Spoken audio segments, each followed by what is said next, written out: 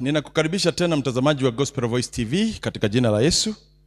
Nikiwa na imani ya kwamba Bwana amekulinda hadi ubari huu kwa utukufu wa jina lake.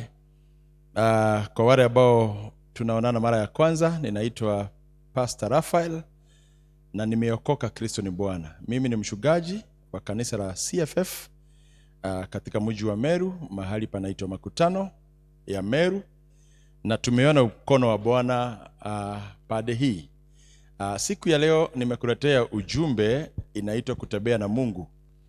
Na kuna haja ya kutembea na Mungu. Nitakuelezea kulingana vile maandiko yanavyosema na kwa nini tunahitaji Mungu tutembee na yeye.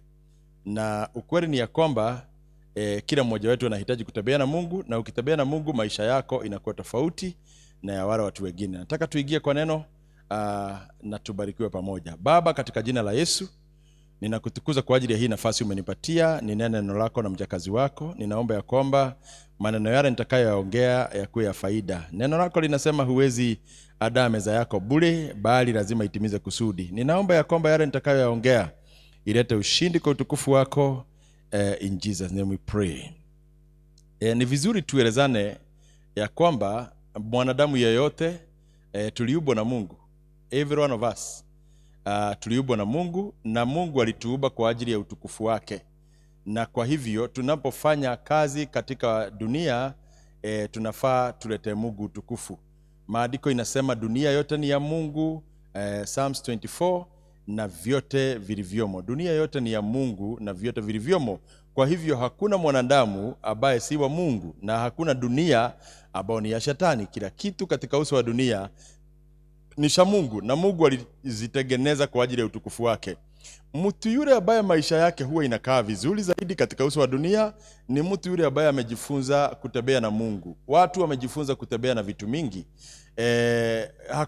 Tuko na magari katika boma zetu, na tuko na magari katika maisha yetu. Na at one point tulienda tukafundishwa shule vile unafaa kutembea na gari. Ya kwamba tukaambiwa hii inaitwa gear, hii inaitwa mafuta, hii inaitwa steering. Ukishika hivi unafaa kukeep left. Hapa Kenya mataifa mengine haikeep left. Na tukafunzwa jinsi mtu anafaa kutembea na gari.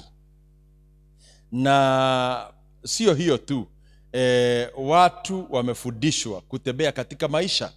Wakati vijana wa kike na wa kiume wanaoa, katika misingi ya ndoa kuna masomo huwa tunaweka, na kwenye hiyo masomo tunafundishana kwenye hiyo masomo vile kijana anafaa kutembea na mke wake, vile mke anafaa kutembea na mume wake. Na tunawafundisha kwa kipindi cha miezi fulani, ndio wakifika kwa harusi, wakiingia kwa misingi ya ndoa, wataweza kutembea na ndoa yao vizuri bila mikwaruzano. Vitu yani lazima katika utendakazi kuna watu wamejifundisha kutembea na machines, ya kwamba kuna mashini za kufanya kazi fulani kwenye mafactory. Lazima ujue kufanya kazi na hiyo mashini, ya kwamba ukiwa hauna ufahamu hiyo mashini ukiashiwa hautaweza kujua vile itafanya kazi. Tunakutaga hata mahospitali. Unasikia kwamba kuna wakati tulienda hospitali, ilikuwa Sunday, masaa ya saa 12 jioni, na yule alikuwa anapiga picha hayuko, lakini daktari alikuwa, lakini kuna mtu alikuwa anafaa kupiga picha. Na tukaambiwa ya kwamba fulani hayuko wa kupiga picha, na huyu ni daktari anatutibu hapa, lakini kuna hitajika, maana huyu mtu anahitaji apigwe picha na mwenye kupiga picha hayuko. Ikaambiwa lazima tugoje ama atafutwe mpaka apatikane, na akapatikana na akaja. Na ilikuwa Sunday masaa ya saa 12 ya jioni.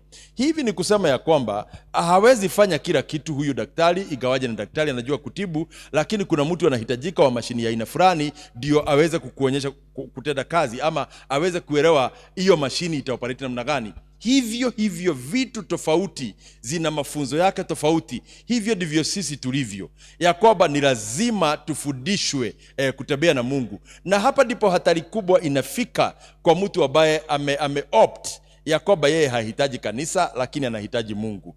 Hivyo ndivyo hatari kubwa iko, ya kwamba mtu ambaye anadhani ama anafikiria ya kwamba hahitaji kufundishwa kutembea na Mungu.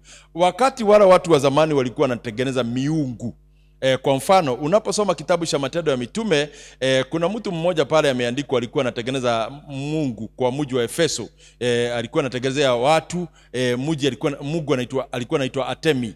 Alikuwa ni mungu amewekewa hekalu katika mji wa Efeso.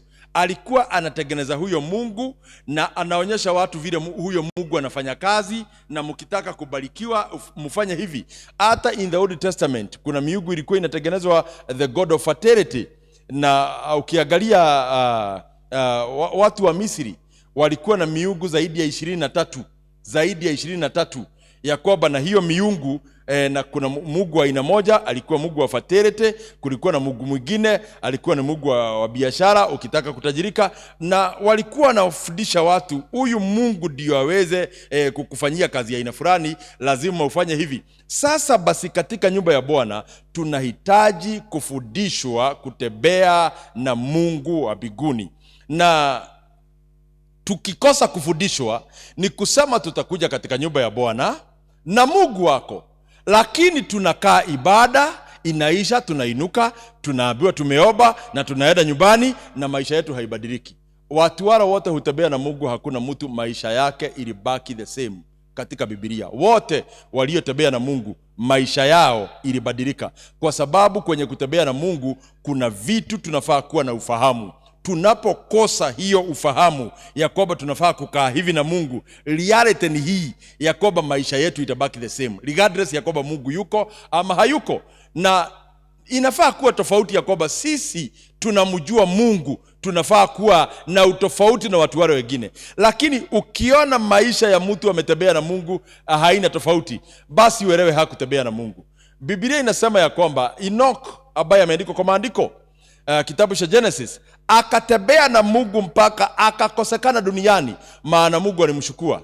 Alimshukua kwa sababu gani? Ametembea na Mungu. Maandiko inasema ya kwamba Elijah akatembea na Mungu mpaka akabebwa na gari za farasi na zikamuondoa katika uso wa dunia, kwa sababu ya kutembea na Mungu. Hawezi tembea na Mungu ukae the same.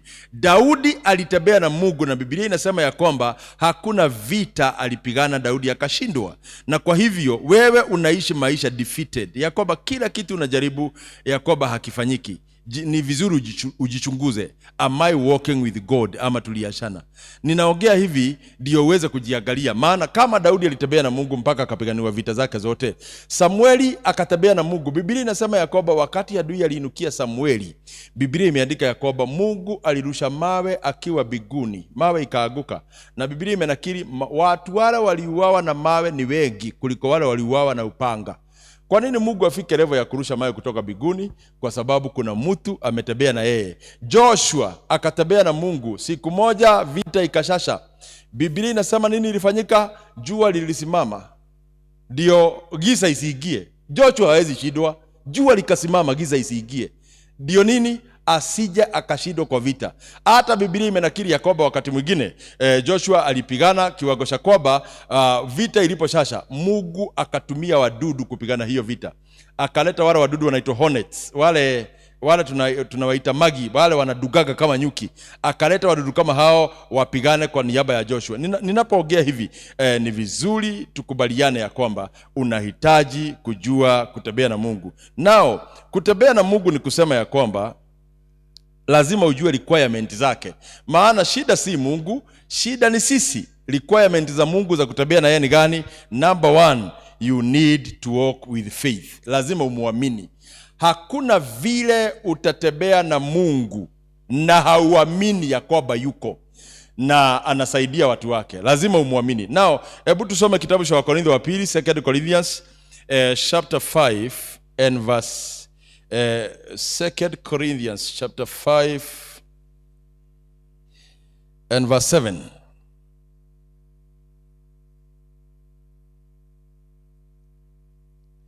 Second Corinthians chapter 5 and verse 7. Biblia inasema, for we live by faith, not by sight. Now, for we live by faith, not by sight. Verse 8 inasema, we are confident, I say, and would prefer to be away from the body and at home with the Lord. Verse 9 anasema, so we take it our goal to please him, whether we are at home in the body or from it. Kutembea na Mungu, kwenye mwandishi wa Korintho ametwambia vitu mbili. Number 1 ni kumwamini Mungu, number 2 ni kumfurahisha. Kama utatembea na Mungu, lazima uweke hizi elementi mbili ndani yako. Element number 1 ni ya kwamba lazima ni muamini Mungu. Hii ni kusema ya kwamba kuna baadhi ya vitu unajua kabisa hii naweza nikaifanya hata nikiwa nimefunga macho na nisikosee. Lakini ukienenda kwa Mungu ama uenende katika mambo hivyo ati kwa sababu unajua, nataka nikwambia kwamba hautafaulu. Kumwamini Mungu ni kusema ya kwamba lazima umuhusishe. Kuna methali ya Kikuyu inasemanga ati ya kwamba ng'ombe inashindwa hata kuzaa, ama inazaa na inaua hata mwenyewe akiwa amekalisha pale. Maana kuna element yako. Kumwamini Mungu ni kusema ya kwamba hata kama ninajua hii njia 100%, nimepita hii njia miaka yangu yote, maana nimezaliwa hapa na tunapitaga hii njia asubuhi na jioni, siamini njia, ninaamini yule Mungu ambaye ananipeleka. Maana kuna siku utakuta miti imeanguka, kuna siku utakuta bridge imevujika. Na tunaambiwa story ya kwamba mtu mmoja ambaye alikuwa anaendesha gari, siku moja kukawa kumeharibika, hewa imeharibika, mvua ilikuwa mingi, na akawa anajua hii njia ya kwamba siwezi kosea, na akawa anatembea na njia, na wakati huo kumeanguka fogo, ile mist, paka barabara hauioni vizuri, na ilikuwa masaa ya jioni, usiku saa 1 saa 2, na akafika mahali akaona kumezidi, hajui afanye nini, lakini anasema hii njia siwezi kosea, nimepita hii njia miaka mingi. Kukatokezea mtu akasimama mbele yake, akainua mikono, anamwambia simama urudi, anamuonyesha hivi sign, geuka urudi. Anakataa, anashindwa, ananiambia nigeuka nirudi, kwani hapa ni nini sijui, na nyumbani kwangu ni pale, hiyo njia naijua. Lakini alipokatalia kwa barabara, jamaa akabidi ashuke, akamuuliza nini wewe unanifungia barabara? Akamwambia bridge imebebwa na maji. Kwa hivyo ni kweli unaijua njia, lakini hiyo siku unapitaga katika hiyo bridge, mvua ilinyesha na ikabeba bridge. So hiyo ni ile hali ya kujiamini ya kwamba siwezi kosea. Mtu yeyote ambaye anatembea na Mungu, requirement moja ni umwamini Mungu. Kumwamini Mungu ni kusema ya kwamba ni kweli ninajua vile ninafaa kufanya, ni kweli ninajua mahali ninafaa kuingilia, ni kweli ninajua inafaa kufanyika hivi, lakini kwa sababu ya nafasi yangu na Mungu, lazima ni muamini Mungu. Na ukweli ni huu, Abraham alimpendeza Mungu na wakatembea naye safari yake yote kwa sababu ya kumwamini. Hata alipoambiwa toka kwa watu wenu, hakubishana. Alipoambiwa fanya hivi, hakubishana. Njia moja ya mtu kutembea na Mungu ni njia ya kuhakikisha ya kwamba you have faith in him. Nataka nikuonyeshe, imeandikwa hivi, Hebrews chapter 11. Watu wengi hapa wameandikwa ambao walitembea na Mungu. Watu wengi wameandikwa hapa. Hebrews chapter 11 and verse 4. Inasema by faith Abel offered God a better sacrifice. Sasa hiyo ndio kumwamini Mungu, ya kwamba umemwamini kiwango cha kwamba hata akikuitisha kitu, hakuna kitu chochote unaweza pigana nacho, kwa sababu uko na imani na yeye. Unapoona watu wengi wanabishana na Mungu kwenye mali na vitu zingine wamepewa, ni element ya kwamba hawamwamini Mungu kabisa.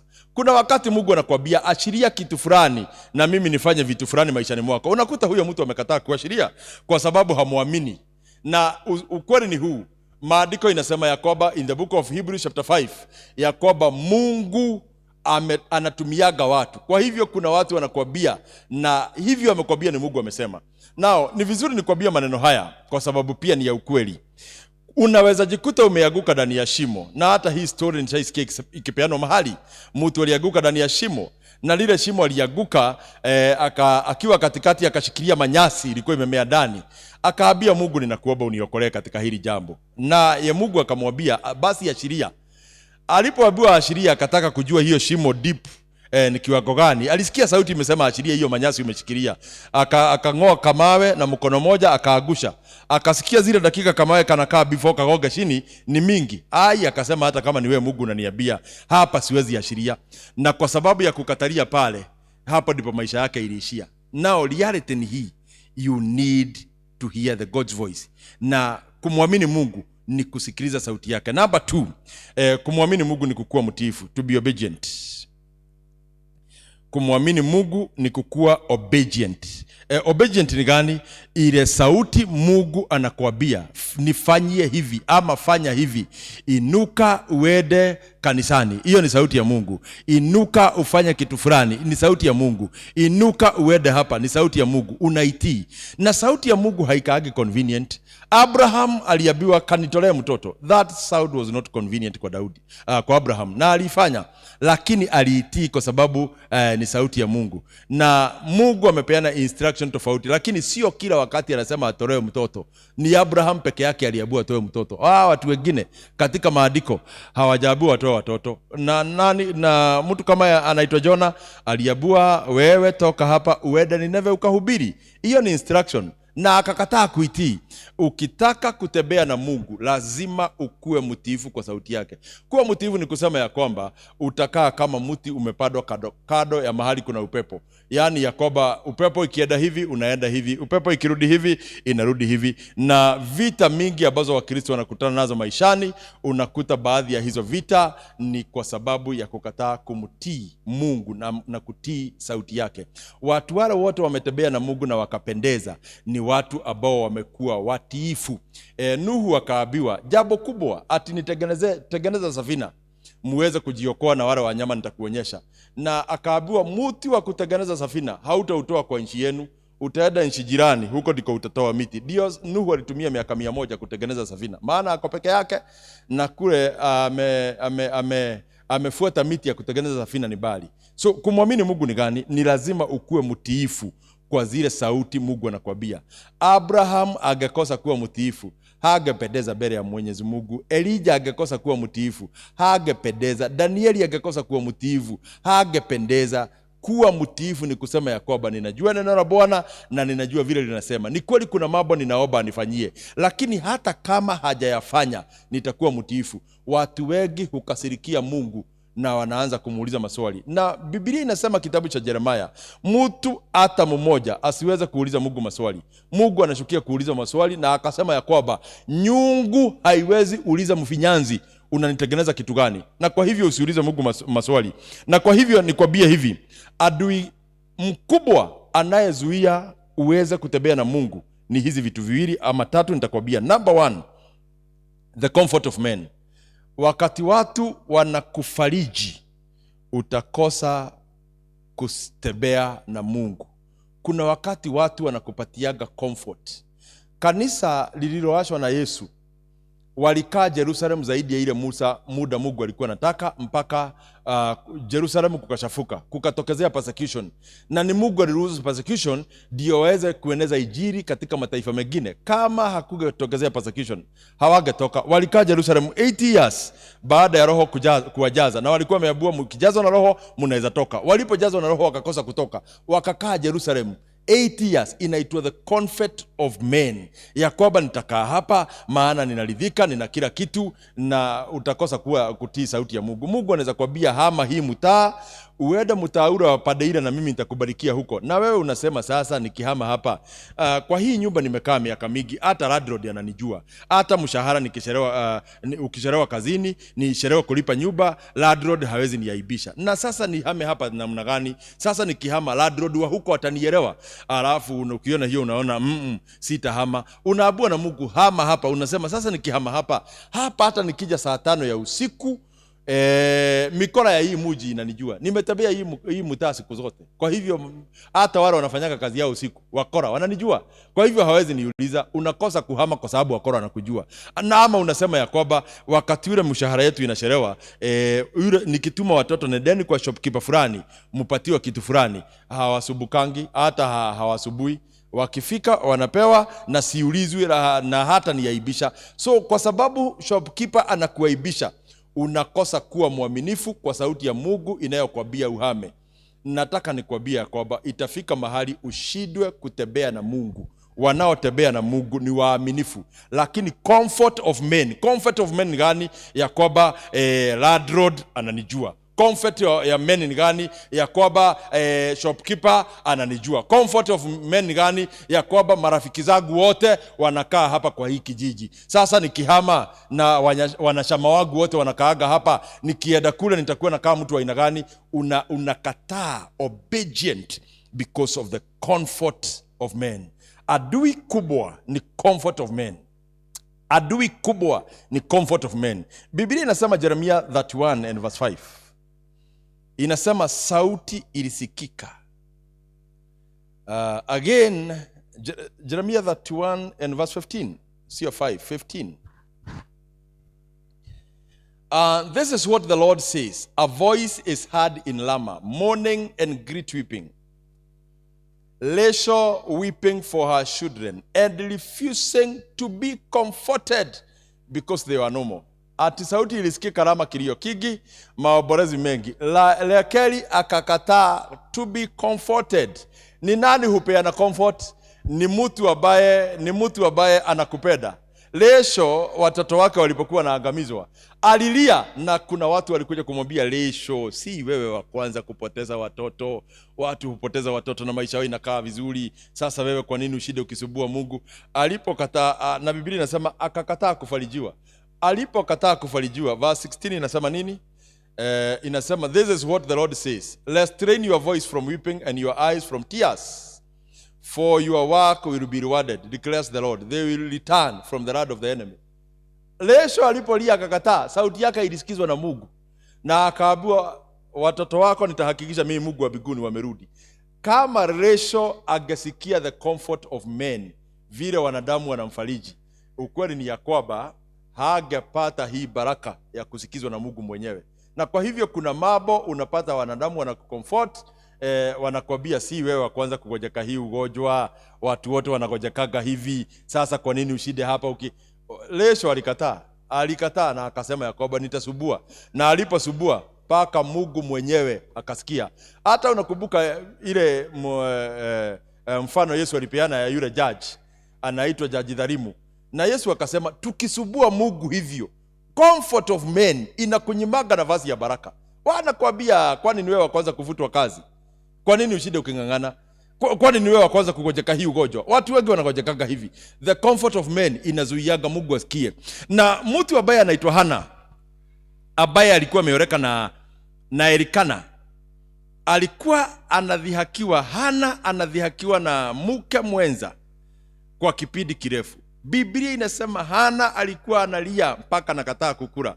Comfort of men, Elikana anakuja anamwambia Hana, si wewe ninakupenda kuliko vijana 10. Si wewe, si mimi kwako ninatoshana kama 10 sons. Imeandikwa hivyo. Why are you downhearted?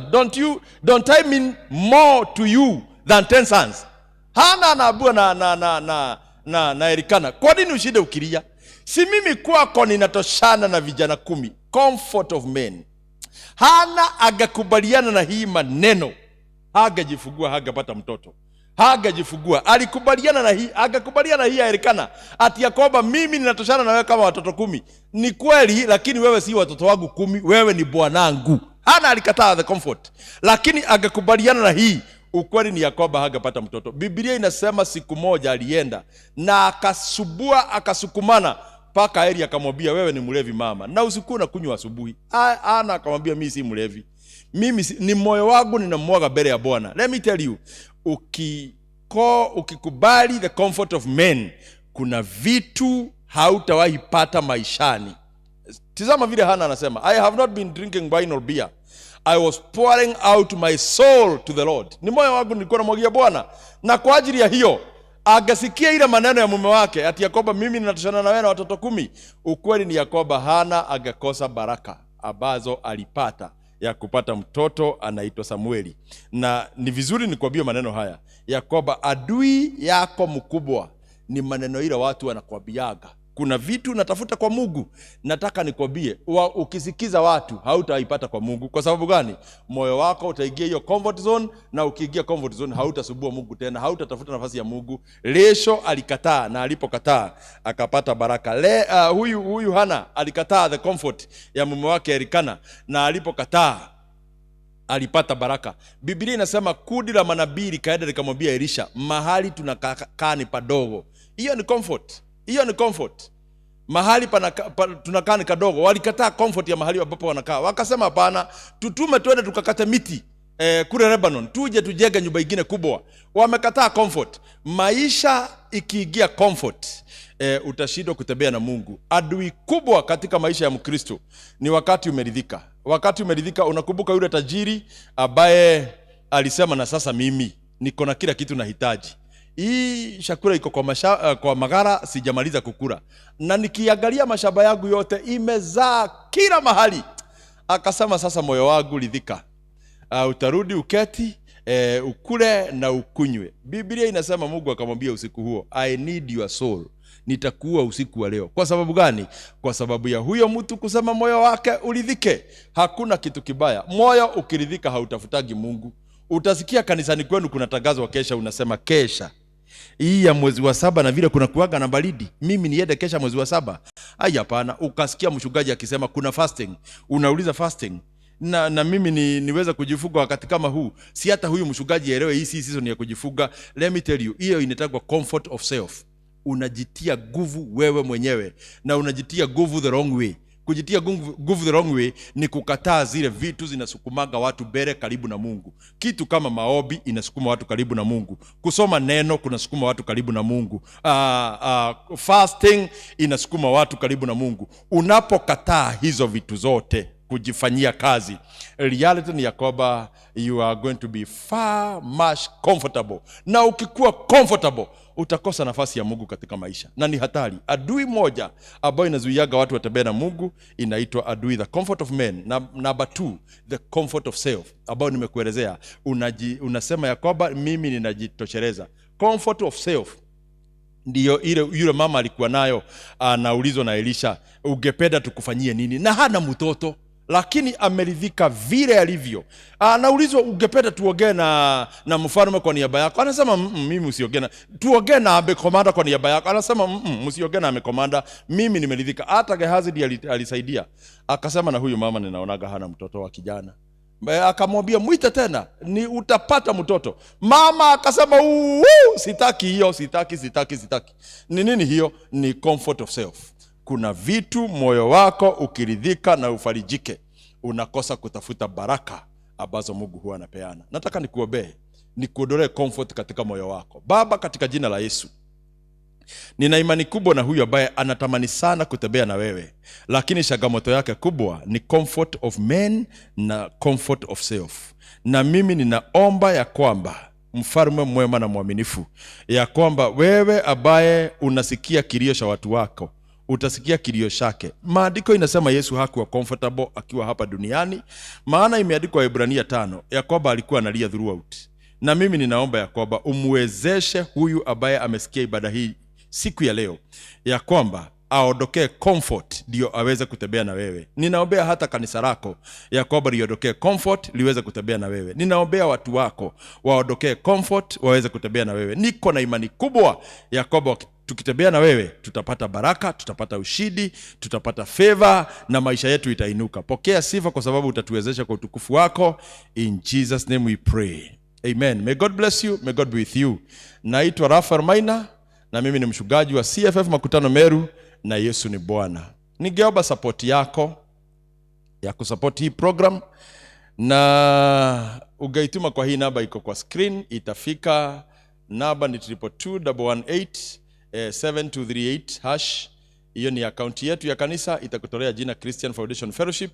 Ama unaweza pia tuma kwa hii namba, bado iko kwa your screen, 0725-000070. Hizo namba zote support itafika na utabarikiwa. May God bless you, may God do you good, na uondokee the comfort of men ndio uweze kutembea na Mungu. May God bless you. Bye bye. God be with you.